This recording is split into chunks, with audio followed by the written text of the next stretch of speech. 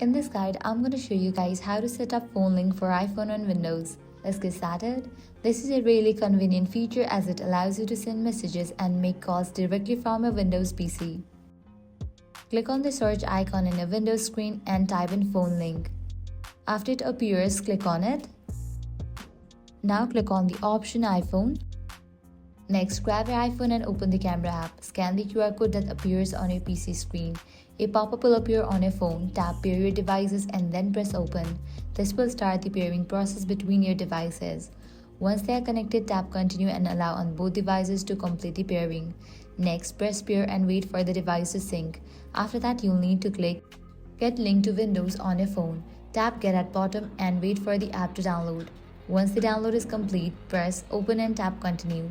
You can sign in with your account and you'll see that the devices are now successfully paired.